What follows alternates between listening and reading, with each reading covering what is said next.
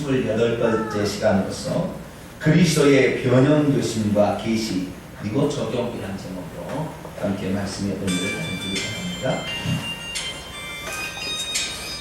사람들에게 책망을 듣게 되면 책망을 듣고 난 다음에 상당히 책망을 듣게 되면 좀 주눅이 들잖아요. 힘이 푹 빠지잖아요.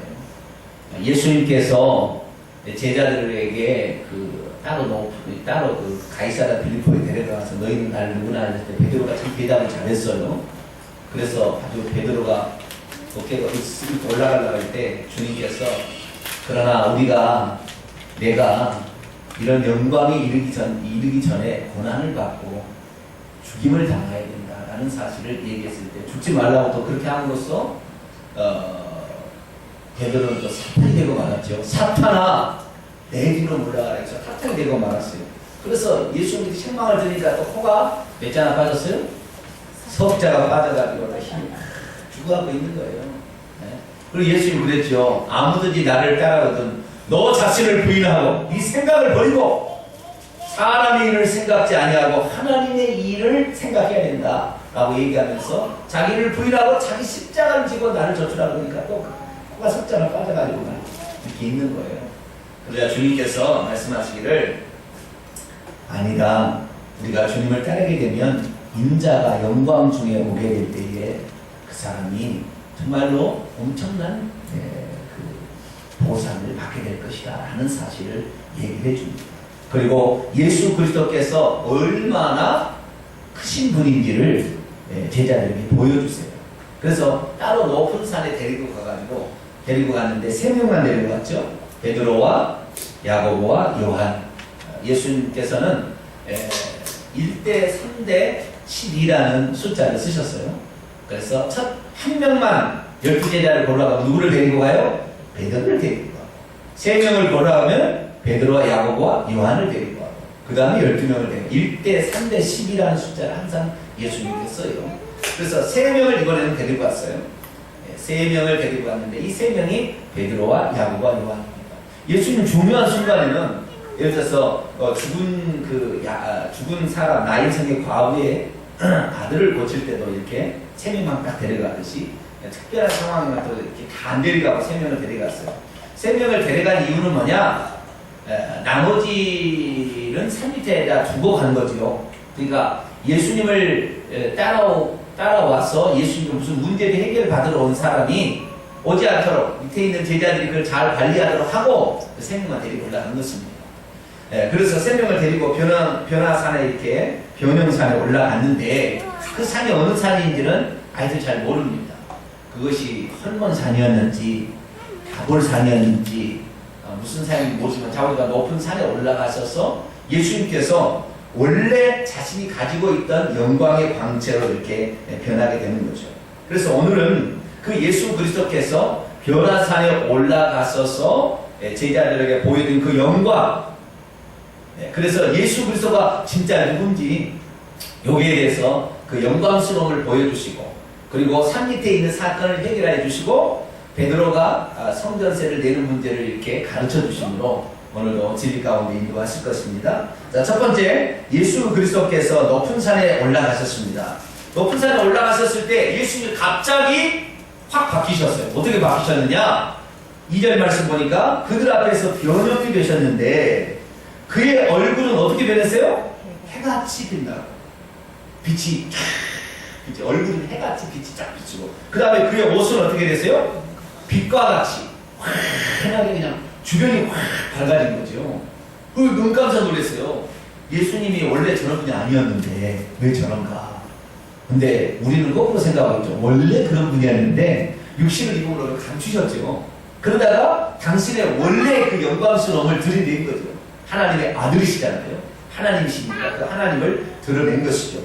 그때에 그 예수 그리스도 앞에 또 두 사람이 갑자기 또 등장합니다. 한 사람은 모세요. 또 한 사람은 엘리야가 등장하죠. 왜 두 사람이 등장했을까요?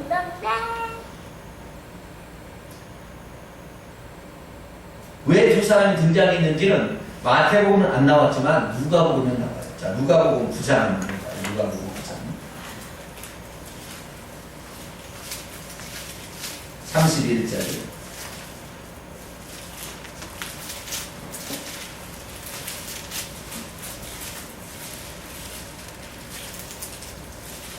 누가복음 9장 31절, 30절부터 읽어봅시다. 30절로 31절까지 시작. 문득 두 사람이 예수와 함께 말하니 이는 모세와 엘리야라. 영광 중에 나타나서 장차 예수께서 예루살렘에서 별세하실 것을 말할세. 아멘. 예수님께서 예루살렘에서 죽으실 일들, 그죠? 예수님이 이 땅에 오신 일은 죽으러 오셨잖아요. 나는 많은 사람의 대속물로 내 목숨을 주려고 왔다. 그래서 어떻게 예루살렘에서 죽을 것인가에 대해서 누구하고 얘기했어요? 모세와 엘리야하고 얘기를 한 거예요. 다시 말해서 모세가 하는 얘기와 모세와 엘리야라는 이 두 사람이 가장 중심 삼는 이야기는 예수님이 죽으시는 거예요. 그래서 이 모세는 율법을 대표하는 것이고요. 엘리야는 선지자들을 대표하는 거예요. 다시 말해서 모세와 엘리야는 구약 성경을 의미합니다. 구약 성경의 모든 이야기는 다 누구에 대한 이야기다? 예수님에 관한 이야기다. 자, 요한복음 5장을 열어봅니다. 요한복음 5장 39절.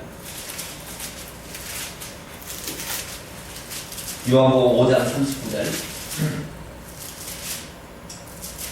같이 한번 읽으시죠. 시작. 너희가 성경에서 영생을 얻는 줄 생각하고 성경을 연구하거니와 이 성경이 곧 내게 대하여 증언하는 것입니다. 아멘. 이 성경은 구약 성경이에요? 신약 성경이에요? 구약이죠. 아직 신약 성경 썼도 않은 시기지요. 네, 이건 구약 성경인데 이 구약 성경은 내게 대하여 증언하는 것이죠. 그죠? 네. 그러니까 구약 성경 모든 기록은 예수 그리스도께서 죽으시는 일, 그러니까 인류를 대속해서 죄값을 처리하기 위해서 죽으시는 그 일이 핵심이란 말이죠. 그래서 예수 그리스도께서 이제 그날이 가까워오고 있잖아요. 그래서 예수님이 누군지에 대해서 베드로가 주는 당신은 그리스도요 살아계신 하나님의 아들이다라고 고백하는 순간 예수님은 나는 그래 그만한 큰 영광을 가진 존재이지만 나는 이 땅에 뭐하러 왔느냐? 죽으러 왔다 이거지. 인자가 대제사장들과 바리새인들과 율법사들에게 고난을 받고 죽임을 당하고 제3인에 살아나야 하리라는 사실을 그때 비로소 얘기를 하신 거예요. 그래서 예수님 오신 목적은 그거였다는 거예요. 그래서 예수님께서 영광 중에 나타나셨지만 그 영광 중에 나타나셔서 상의하는 일이 뭐냐? 어떻게 예루살렘에서 죽으시고 부활하실 것인가? 그 문제에 대해서 두 사람과 얘기를 하고 있었다는 것입니다. 그 장면을 보고 있던 베드로가 갑자기 나타난 그 장면 속에 어안이 벙벙했어요. 처음 봤거든요. 그럼 한 사람은 문제 받겠어요. 처음 봤잖아요. 너무 어안이 벙벙해가지고 그 장면을 보고 있더니 베드로가 얘기합니다. 그때가 초막절에 가까운 시기였나 봐요. 주님, 만약 주님이 괜찮다고 하시면 제가 여기다가 장막을 3개를 지어서 여기에 세 분들이 여기서 거주하시면서 얘기하는 것을 천천히 좀 들어볼 테니까 여기 장막을 3개를 짓기를 허락하여 주옵소서라고 얘기를 하죠. 그때 말이죠. 빛난 구름이 갑자기 그들을 싹 덮어버렸어요. 그 세 사람을 싹 이렇게 덮었어요. 그리고 구름 속에서 소리가 나서 말하기를 이는 내 사랑하는 아들이요 내 기뻐하는 자니 너희는 그의 말을 들으라 라는 음성만 있고 이 음성이 싹 들려온 거예요. 그 빛난 구름이 가린 다음에. 그리고는 그 장면을 보니까 하늘에 하나님의 음성이 들린 거잖아요. 그죠? 하나님, 누구의 음성이에요? 이 음성은? 하나님 아버지의 음성이죠. 하나님 음성이 들리니까 그들이 너무 두려웠어요. 그래서 엎드려 있으니까 예수님께 오셔서 손을 대시며 일어나는 걸 만지시며 일어나라 두려워하지 말라. 그리고 봤더니 두 사람은 온데간데 없이 예수님만 그 앞에 남았다라는 얘기를 지금 성경 기자는 우리에게 기록하고 있습니다. 자, 그러면 베드로가 초막 셋을 지켰다는 것은 잘한 거예요? 못한 거예요? 초막 셋을 지켰다는 것은 그 세 사람을 위한 거예요? 안 위한 거예요? 그들을 위한 거죠. 천천히 여기서 잘 말씀하시라고. 그들이 쉴 수 있는 공간을 마련해 주겠다는 거 아니에요? 그러니까 아주 잘한 거예요. 잘한 거지만 그 하나님 아버지께서 나타나셔가지고 그건 잘못됐다라고 얘기를 하는 거예요. 왜 잘못됐느냐? 너희들은 내 아들을 한낱 피조물과 비교하느냐? 라고 얘기한 거예요. 내 아들은 창조주고 요한복음 1장 3절에 보면 그가 없이는 된 것이 하나도 없어요. 만물이 그로 말미암아 지음바 되었는데 예수 그리스도께서 창조주세요. 그런데 이 창조주를 한낱 피조물인 모세와 엘리야 따위하고 비교하느냐는 거죠. 근데 이스라엘 민족은 모세와 엘리야를 가장 쳐주는 거예요. 모세는 율법을 가져다 줬고 엘리야는 정말 하나님의 말씀을 담대히 선포했는데 850명의 이방 선지 앞에서도 굳건히 자신의 일을 한 거 아닙니까? 그래서 가장 구약 성경의 대표 주자 이 두 사람을 쳐줬는데 하나님께서는 그렇게 말씀하지 않는 거예요. 야, 내 아들하고 예수님하고 비교가 되지 않는다.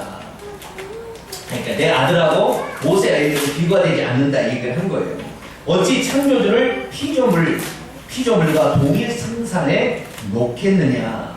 히브리서 3장을 읽어보게 되면요, 히브리서 기자가 모세는 종으로 하나님의 집에서 수고한 사람이라고 하고 예수님은 당신의 아들로서 이렇게 일을 한 것이다, 이런 얘기를 하고 있습니다. 다시 말해서 이 예수님하고 모세는 뛰어난 인물이지만 그러나 예수님과 비교할 수는 없다는 것입니다. 그 다음에 엘리야도 마찬가지죠. 이 엘리야는 구약에 나온 선지자의 대표지만 아무리 그가 엘리야라 할지라도 그 엘리야는 선지자에 불과한 것이지 하나님의 아들하고는 비교할 수 없다. 오늘날에 말이죠, 우리가 살다 보면 말이죠, 기독교나 불교나 이슬람교나 다 비슷한 게 아니냐 이렇게 생각하는 것은 큰 어리석음이죠. 큰 어리석음. 늘 몰라서 그런 거예요. 베드로와 똑같습니다. 다 종교로 좋다 이렇게 생각하는데 사실은 이 피조물이 만든 종교는 절대 구원이 없는 거예요. 거기는 죄를 해결할 수 있는 방법이 없어요. 어느 종교에서도 죄를 해결할 수 있는 방법이 없어요. 오직 하나님만이 예수 그리스도를 통하여 죄를 해결하는 방법을 우리에게 주신 거예요. 할렐루야. 다른 종교는 해결할 수 없기 때문에 항상 불안에 떨어져요. 항상 불안에 떨어져요. 그래서 끝까지 불안에 떨고 있어요. 그러나 우리는 불안에 떠는 것이 아니라 확신을 갖고 살게 되는 것은 우리는 확실히 죄의 문제를 해결할 수 있는 게 있기 때문에 그런 거예요. 지난주에 제가 다윗과 골리앗 이야기 했는데요. 다윗과 골리앗 이야기가 뭡니까? 골리앗은 이방신, 다본신을 섬기는 블레셋 족속의 장수였고, 다윗은 이스라엘 백성 중에서 작은 소년, 목동 소년이었는데, 이 블레셋 장수가 이스라엘을 살아계신 하나님을 모독하는 이야기를 듣고도 이스라엘 백성이 가만히 있다는 것을 보고 다윗이 끄떡을 난 거예요. 어찌 저 할례받지 않냐는 이 우상을 섬기는 사람들이 살아계신 하나님을 섬기는 군대를 모욕하도록 어떻게 내버려 둘 수 있느냐는 거죠. 사람은 사람으로 따지면 골리앗 앞에 이 이스라엘 백성은 맥주역에 같이 작은 존재지만, 그러나 지금 저쪽에서 얘기하는 것은 그들이 섬기고 있는 사실 골리앗을 보호하고 골리앗을 지킬 수 있는 신은 가짜신이고, 우리나라를 지킬 수 있는 신은 살아계신 하나님, 여호와 하나님이신데, 그것을 알면서도 왜 눈에 보이는 그 위험만을 가지고 가만히 있다는 거죠. 그럼 다윗은 거기서 의문을 낸 거예요. 이거 아닙니다. 왕이시여, 저에게 기회를 주십시오. 하나님이 살아계시다는 것을 저에게 보여주겠습니다. 이렇게 나가서 결국에 그 용기를 가지고 갔대. 누가 가장 기뻐하겠어요? 하나님이 기뻐하죠. 그래, 아무도 나의 살아있음을, 나의 전능함을, 그리고 나의 세상의 뛰어남을 드러내지 않고 있지만, 다들 꼬리 내리고 있지만, 저 소녀는 나를 드러내기를 원하니 내가 너를 들었으리라. 할렐루야. 그렇기 때문에 다윗이요, 그 소년이 아무리 물맷돌을 잘 던진다고 한들, 여러분 전쟁터에 나가서 말이죠, 다윗이 떨어졌어요? 안 떨어졌어요? 한번 생각해 보세요. 골리앗은 2m 92cm의 키가 커, 남들보다 1m 이상 키가 큰 사람 아니에요. 그 사람이 말이죠, 완전 무장을 쫙 하고 말이죠, 쫙 서 있는데 얼마나 무서웠겠어요. 소년이 말이죠. 무슨 갑옷이 있습니까? 목동 복장이잖아요. 제구 차고 말이죠. 지팡이나 들고 가는데 이게 되겠냐고요, 싸움이. 다윗도 떨었죠. 돌리는데도 떨렸을 거예요. 나는 보지 않아도 다 알아요. 떨렸지만 떨린 순간에도 하나님을 드러내기를 원하니까 그 비교가 안 된다는 거예요. 비교가 안 된다는 거예요. 그리고 이게 돌려도 말이죠. 하나님께서 방향을 맞춰줍니다. 할렐루야. 이 돌이 말이죠. 약간 삐뚤어졌어. 여기는 조금 다이로 저기 가면 확 달라져 버리잖아요. 방향이 각도가 조금만 틀어져도 여기서는 조금만 저기서는 조금 가버리잖아요. 안 맞아요. 그러니까 던졌을 때는 던졌지만 방향을 바람을 불어가지고 흐름을 만들어가지고 꼭 맞게 하는 거예요. 할렐루야. 그리고 말이죠. 그거 맞는다고 구멍 뚫어지겠냐고. 이마가 골리앗 이마가. 여러분 깨질 수는 있으나 뚫고 들어갈 수 없어요. 그 문제로 나갈 수 있지만 그거 박혀버렸다니까요. 박혀버려. 여러분 이 이마가 이 해골이 그냥 뭐 이렇게 탁 때리면 깨질 줄 알아요? 그냥 않다고요. 그게 안 되는 건데도 하나님께서는 그때 당신의 이름을 드러내기를 원하는 다윗을 쓰셔서 속도를 더 붙여주고 할렐루야. 가속도를 더 내게 해서 그렇게 하는 거예요. 그러니까 우리가 베드로가 이렇게 하는 거 보면은 사실 그런 비유는 아니지만 예수님하고 피조물을 창조주와 피조물을 똑같은 선상에 놓을 수는 없다는 거예요. 보세요. 예수님이 이 얘기를 하는 것은 말이죠. 지금 마태복음 15, 16장까지 오면서 서기관과 바리새인들, 다시 말해서 구약의 율법을 최고로 친 사람들이 예수님하고 싸워보겠다고 지금 오는 거예요. 서기관과 바리새인들이 누룩을 조심하라 15장에 우리가 배웠잖아요. 이 율법을 최고로 치고 예언을 최고로 쳤던 예언자들의 그 말을 최고로 쳤던 사람들이 예수님 앞에 온 거예요. 근데 예수님께서 그것은 그림자에 불과하고 맛배기에 불과한 것이 그게 아니다라는 사실을 하나님 아버지께서 내 아들이 내려가는데 너희들은 누구의 말을 들으려고 하느냐 하면서 하나님께서 정정을 좀 해주는 겁니다. 할렐루야. 그렇기 때문에 우리는 예수 그리스도의 말씀을 아주 귀하게 여겨야 되고 그분의 말씀을 생명처럼 붙들어야 됩니다. 그리고 어떤 종교가 뛰어나다 한다 할지라도 엊그제 어느 스님이 돌아가셨잖아요. 그죠? 강대상이나 내일 뭐다 어느 스님이 돌아가셨는데 극락왕생 하기를 원한다고 천주교의 대표 추기경이 그런 축사를 했더라고요.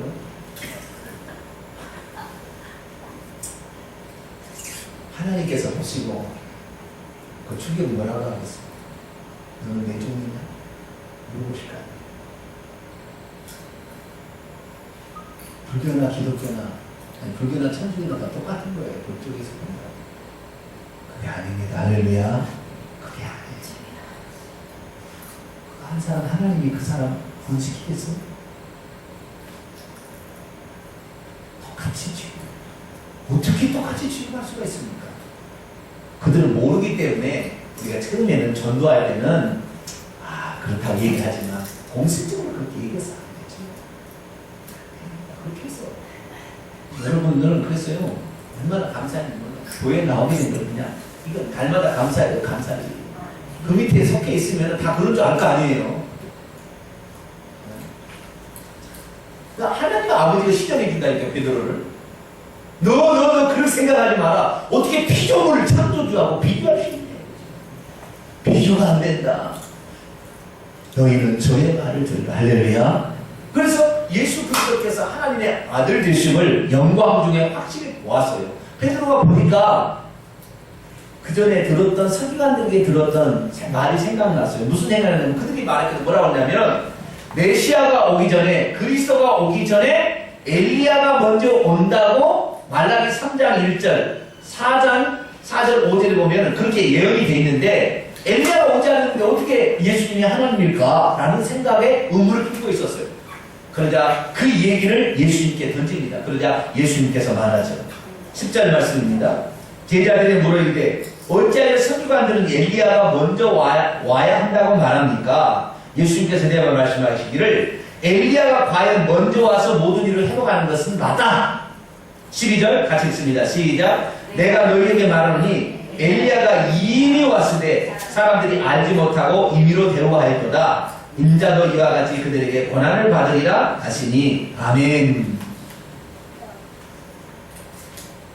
엘리야가 먼저 와야 된다 라는 사실이 구약 성경에 예언되어 있어요.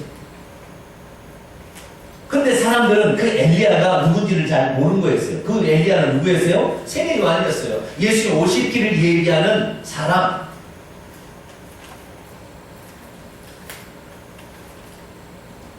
그런데 그 오실 길을 얘기했던 엘리야였던 세례 요한을 보고도 사람은 깨닫지 못하는 거예요. 여러분, 사람이 악한 마음 품게 되면 절대 하나님의 역사하심을 눈으로 볼 수 없습니다. 하나님이 가르쳐 주는 것을요, 눈을 뜨고도 보지 못하는 것입니다. 시간이 흐른 다음에야 나중에는 깨닫게 되겠죠. 그러나 지금 나에게 역사하는 하나님께서, 그러니까 하나님께서 이스라엘 민족을 깨닫게 해서 메시아를 알려고 했다는 것을 보여줘도 믿음이 없이 강팍해진 사람들은 전혀 깨닫지 못한다는 거예요. 다시 말해서 오늘날에 우리도 마찬가지예요. 하나님께서요, 우리를 돕기 위해서 사람들을 막 붙여주고요. 하나님께서 우리에게 사람들을, 어떤 사람을 붙여주고 보여줘요. 그런데도 믿음이 없고 폐역한 이런 그런 세대들은 절대 그것을 깨닫지 못하는 거예요. 하나님께서 지금 나를 돕기 위해서 그런 사람을 붙여줬는데 그 사실을 모르는 거예요. 하나님이 나에게 어떤 이런 환경들을 접하게 해주는데 그걸 모르는 거죠.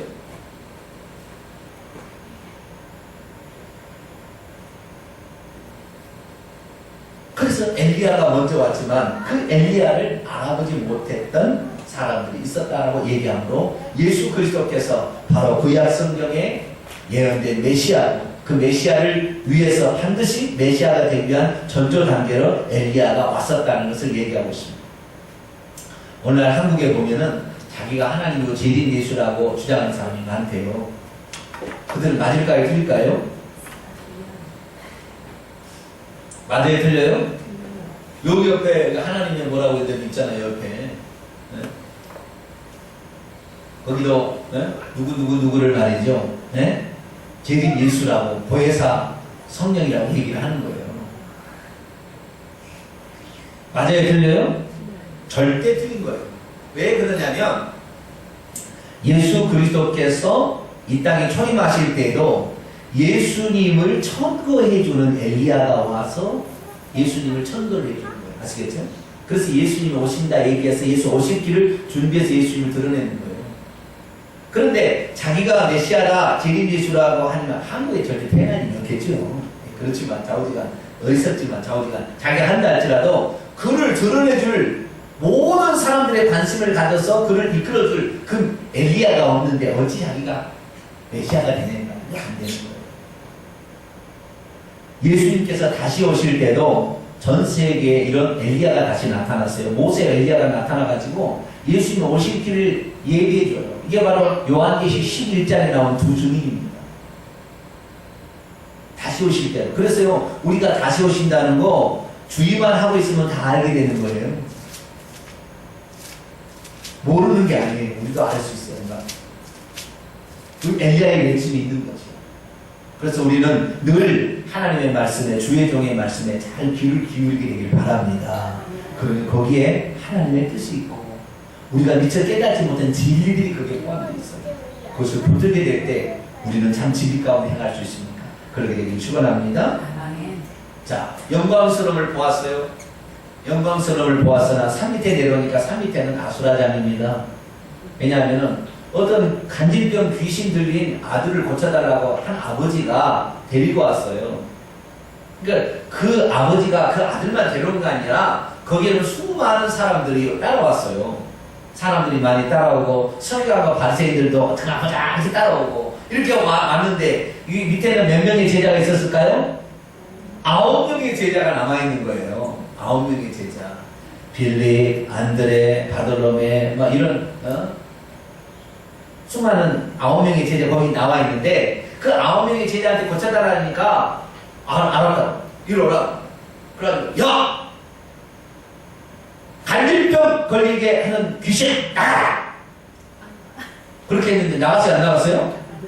꼬박이 팡팡 꼈나봐요. 귀신. 여러분 귀신 나가라는데요. 귀신이요. 귀신처럼 알아봐요. 네? 너 믿음 없구나. 네? 믿음 없는 게 아니에요. 믿음이 약하구나. 예수 나를 책망하니까 믿음이 약했다고 얘기하는 거예요. 믿음이가 겨자씨 하나님만. 믿음이 적은 연골이라고 했잖아요. 너희들이 쫓아지지 못한 이유는 믿음이 적은 작았다. 없는 게 아니에요. 있긴 있었어요. 그러나 그 믿음이 작았다라는 거예요. 올리고스라는 거예요. 작다. 올리고다. 다 작다라는 거예요. 스몰이라는 말이에요. 헬라어. 너희들이 믿음이 작은 연골이다. 라고 하면서 그들이 쫓아내려고 했는데 못 쫓아냈어요. 믿음이 적었어요. 예수님이 만약에 곁에 계셨다면 쫓아냈을까요? 못 쫓아냈을까요? 네? 호가 호이죠. 예수님이 있었으면 쫓아냈을 거예요. 네?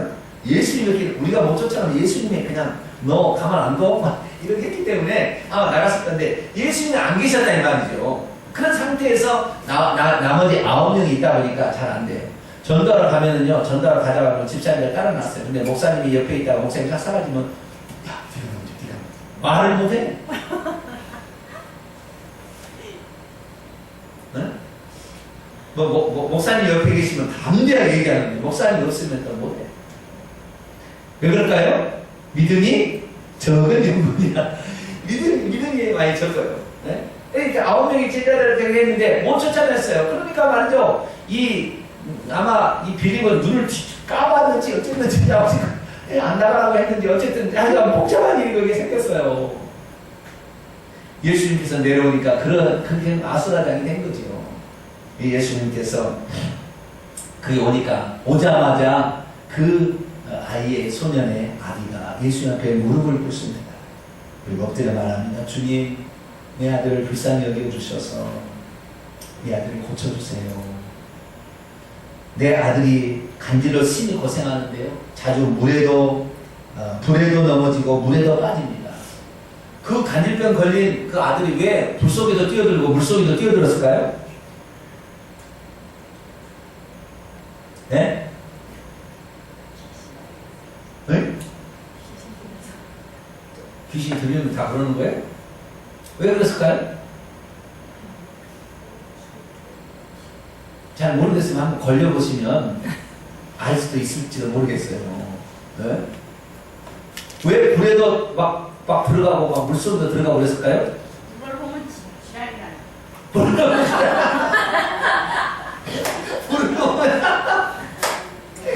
물을 보면 또 그러고? 네, 물을 보면 지랄이라고. 네. 지랄들이라고 해요. 그러니까 아니 그걸 보면 좀 뒤집어져 버리는 거예요, 막 눈이. 그게 아니고요. 귀신이 그를 죽이려고 물속에 집어던진 거예요.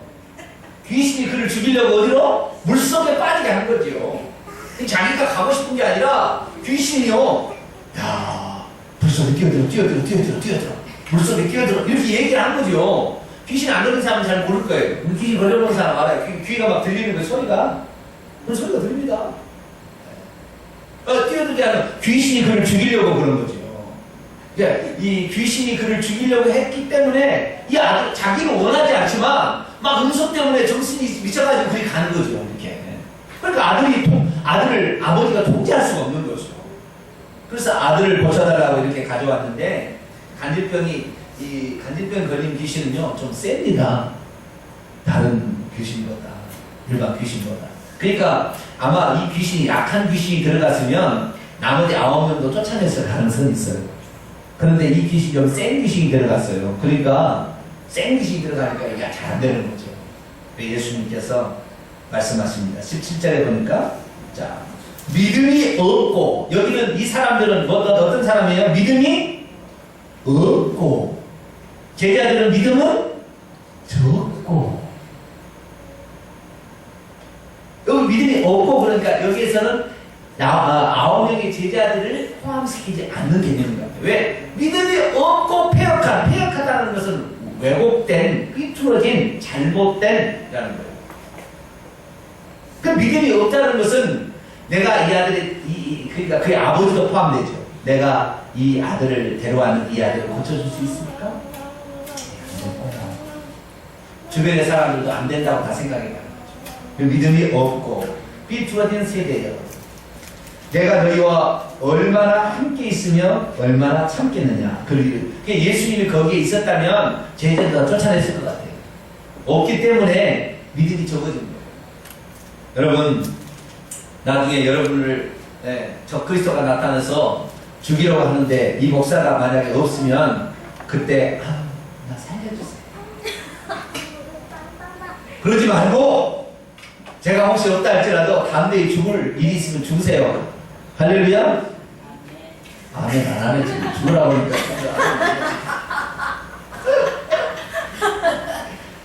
목사님이 주기철 목사님처럼 앞에 있으면 성도들이 다 그 십자가 이렇게 나가고 그리고 목사님이 가니까 다 따라갈 텐데 갑자기 제가 많이 없어졌다게 뭐 내가 잡아갔다 내가 죽었다 제가 없어졌다게 그러면은 너 어떻게 하실래요?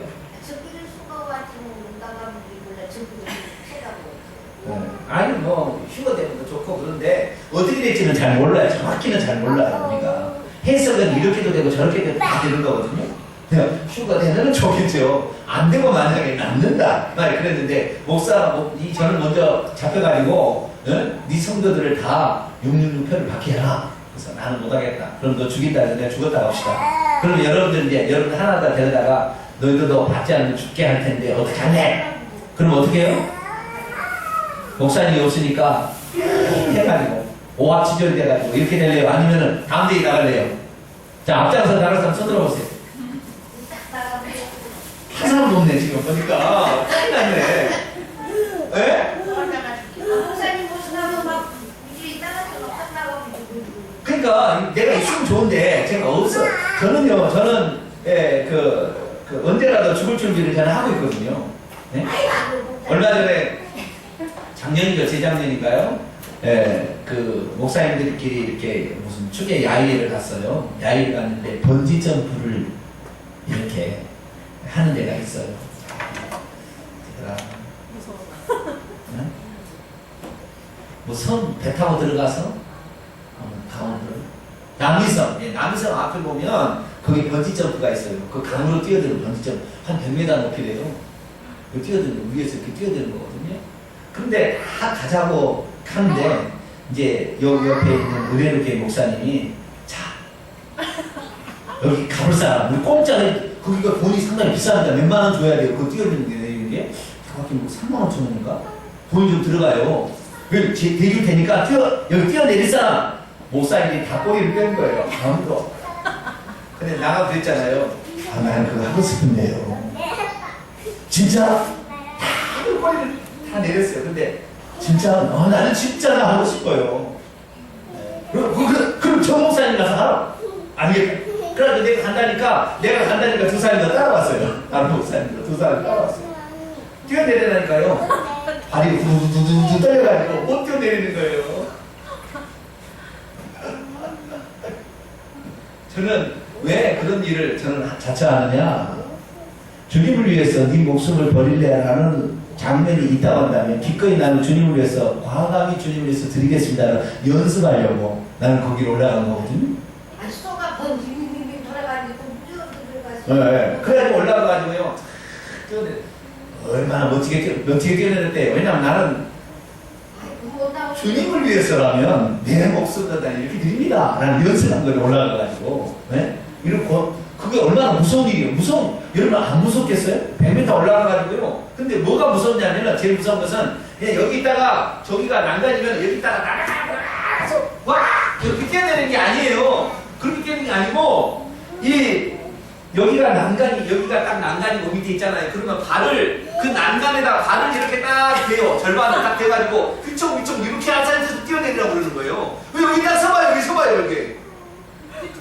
아니 여기서 뛰어내리려면은 뛰어내리면 좋잖아요. 텔레비전은 그렇게 나와요. 그런데 그렇게 안 되냐고. 그 난간에 발을 절반 정도 딱 이렇게 물 쪽으로 발 절반, 이쪽에 절반 딱 걸치고 있는 거지. 이 상태에서 뛰어내리는 그때가 그 서 있을 때가 제일 그런 거예요. 뛰어내릴 때는 좀 덜하지만 그 서 있을 때가. 근데 저는 그런 것을 연습을 합니다. 장차 주님께서 너 나를 위해서 목숨을 바칠래? 그러면 하고 내가 해보려고 저는 시험 삼아 하는 거예요. 그러니까 얼마나 저는 좋았죠. 왜? 야, 내가 주님을 위해서 장차 이런 일이 있다고 하면 이렇게 할 수 있지 않을까 하는 연습해서 여러분 다음에 저와 함께 번지점도 다 하십시다. 제가 먼저 할 테니까 여러분도 따라서 한번 해보면 좋을 거예요. 임신부만 죄하고 할머니들도 해봐야 돼요. 할머니들. 기대네. 네? 기절해버릴까? 기절해버릴까요? 못 올라가요? 네. 거기 가면요 바람이 불어서 생생해요. 바람도 막 비춰비춰합니다. 그래도요 되게 재미는 있어요. 되게 재밌어요. 그래서 못 내게다 그랬나? 네. 주님이 있을 때는 귀신을 찾아내겠지만 주님이 없으니까 벌써 꼬리 내려가지고 안 된 거예요. 그래서 주님께서 그래서 이제 그 데려와서 쫓아냈으니까 얘가 이제 나왔어요. 그러니까요 그 9명의 제자가 주님께 왔어요. 주님 조용히 와. 주님 왜 우리를 못 쫓아냈지? 그랬더니 주님께서 하신 말씀이 자 20절 말씀입니다. 20절 말씀 시작. 이르시되 너희의 믿음이 작은 까닭이니라. 진실로 너희에게 이르니 만일 너희에게 믿음이 겨자씨 하나만큼만 있어도 이 산을 명하여 여기서 저기로 옮겨지라면 옮겨질 것이요 또 너희가 못할 것이 없으리라. 할렐루야. 우리가 믿음이 조금만이라도 있으면 되는데 그 믿음이 너무 적었다는 거예요. 겨자씨 하나에 얼마나 적습니까? 근데 믿음이 있다고 한다면 엄청난 파워가 있다는 거예요. 오늘날 그랬어요. 우리의 삶에 믿음이 필요합니다. 할렐루야. 주 앞에 나올 때 믿음을 주시옵소서 기도해야 되고요. 말씀을 받을 때도 그걸 통하여 믿음을 얻어야 돼요. 오늘 제가 이렇게 말했는데 진짜 저 그리스도 와서 여러분 죽인다고 한다면 기꺼이 할렐루야. 네, 드디어 이제 좀 담대해지기 시작하네. 기꺼이 네? 좀 죽이는 거예요. 가끔 안 하니까요. 가끔 할 뿐이에요. 그거 어려운 거 아니에요. 가끔하고 끝나는 거예요. 그러면 천국에 가서요 영생 복는 누리는 거예요. 그 기가 막히게 이렇게 좋을 것이 어딨어. 이렇게 기뻐하는 거예요. 그러니까 예, 기분 좋은 일입니다. 할렐루야. 근데 그런 영광을 함부로 줄 줄 아세요? 주님을 위해서 순교할 수 있도록 쉽지 않아요. 그런 거 주어질 기회가 준비하고 있어야 그런 사람도 주지. 준비 안 하는 사람 다 도망치게 만들지. 주기는 잡히는 자리에 잡히지도 않는다니까요. 그러니까 이게 보통 영광은 아니에요. 여러분 말씀을 들을 때 날마다 믿음을 차곡차곡 세워서 진짜 고난의 현장에 있을 때 그 고난 앞에서도 죽음을 두려워하지 아니하고 주님을 위해서 목숨을 내놓을 수 있는 그런 삶이 되기를 축원합니다. 아멘. 다른 복음서에 보니까 21절에 없음이 아니라 다른 복음서에 보면 이렇게 돼 있어요. 그러나 이런 종류는 기도와 금식 위에는 나가지 않는다. 다시 말해서 믿음이 생기기 위해서는 기도가 필요하다는 거예요. 담대하기 위해서 뭐가 필요하다? 기도가 필요하다. 그래서 말씀과 기도가 항상 같이 가요. 오늘날 내 믿음이 없는 거 기도 생활을 결리하고 그래서 언제라도 우리가 가지고 있는 걸 써먹으려면 말씀과 기도를 항상 같이 가야 됩니다. 그러자 예수님께서 이제 또다시 두 번째로 죽었다가 다시 살아날 것을 순환과 죽음과 부활을 예고를 해주십니다. 그리고 가버나움에 다시 원래 있던 곳으로 가셨어요. 가버나움에는 예수님의 집이 있다 없다? 집이 있다. 가버나움에 예수님의 집이 있어서 그 중풍병자가 지붕을 뚫고 들어온 그 집이 예수님의 집이에요.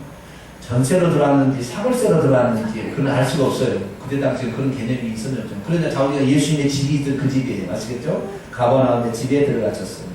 그랬더니 성전세를 받는 반세계를 받는 자들이 베드로에게 나와서 너희 선생은 반세계를 왜 내지 않느냐라고 얘기를 했어요. 그랬더니 베드로가 우리 주인은 당연히 내죠 라고 얘기를 했는데 그래서 예수님께 어떻게 이제 얘기를 하려고 들어오니까 예수님께서 미리 알고 먼저 알고 시몬아 너 이거 아니? 왕이 말이야 자기 궁에 살면서 자기 아들들에게 세금 물리니? 그러니까 왕이 자기 아들들에게 세금을 안 물리겠죠. 누구에게 물리니? 아들이 아닌 백성들에게 물리겠지요. 그래 나는 네가 지금까지 이제 들어보니까 귀로 들었잖아. 이런 내 사랑하는 아들이니 성전에 그 성전에 아버지가 하나님인데 그 하나님이 예수님의 아들이라고 했거든요. 그럼 성전세를 내야 되는 거예요? 안 내야 되는 거예요? 안 내야 되는 거죠. 베드로 난감하게 됐네. 여러분 주체 없이 너무 나서지 마세요. 생각을 해보고 잘 물어봐도요, 잘 모르겠으면 잠깐 기다리시라. 잠깐 기다리시라. 내가 가서 물어보고 와서 얘기하겠다고. 이게 제일 좋습니다. 할렐루야. 한다! 이렇게 해놓고는 아니면 얼마나 입장 난처합니까? 네? 베드로는 아직도 이 설치는 이런 일이 있었어요. 그래가지고 낸다 그랬는데 보니까 안 내도 되네. 예수님은 자기는 내야 되겠지만 예수님은 안 내도 되네. 왜? 예수님은 하나님 아들이니까. 예수님께서 그 베드로가 입장 남지 않은 것을 보고 27절에 그러나 해결책을 주세요. 27절에 봅니다. 시작.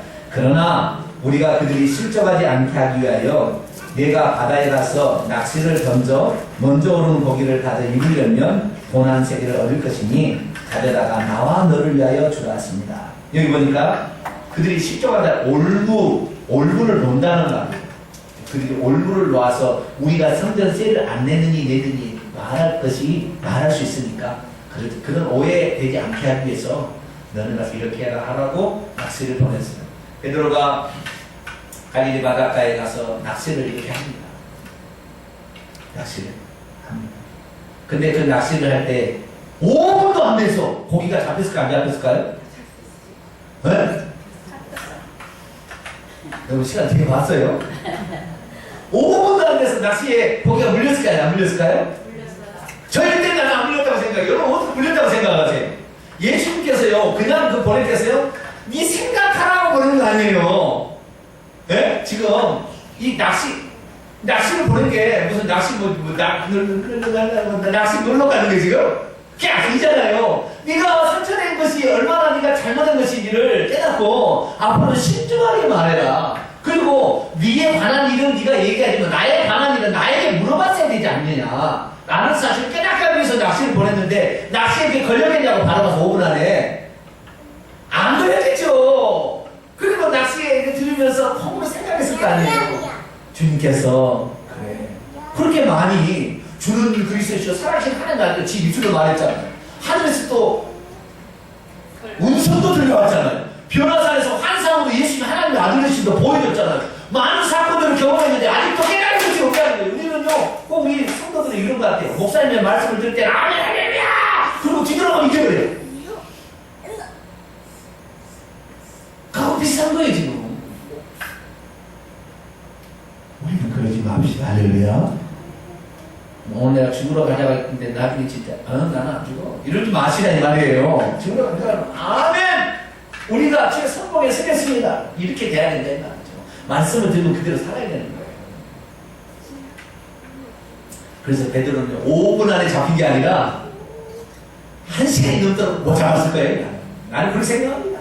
왜? 예수님은 그에게 생각하라고 그랬어요. 그래서 베드로는 그때 나와 관련된 일이면 내가 결정했어야 되지만 나와 관련된 일이 아니니까 그것을 어떻게 해요? 주님에 관한 문제를 주님께 물어봐야 된다. 할렐루야. 주님에 관한 일은 주님께 물어봐야 된다. 설령 우리가 주님에 속한 사람이란다면 우리 자신에 관한 일도 주님께 물어봐야 돼요. 할렐루야. 우리가 잘 모르겠으면 잠깐만 이렇게 하고 물어봐야 되는 하나님께. 아시겠죠? 그게 가장 좋은 거예요. 이렇게 한다 이렇게 했다가 나중에 큰거 다치면 어떻게 해요? 그래서 항상 우리는 신중하게 대답할 필요가 있고 무슨 문제든지 주님께 물어볼 수 있는 저와 여러분이 되시기를 바랍니다. 기도하겠습니다. 거룩하신 아버지 하나님, 많은 것을 보고 듣고 깨달아도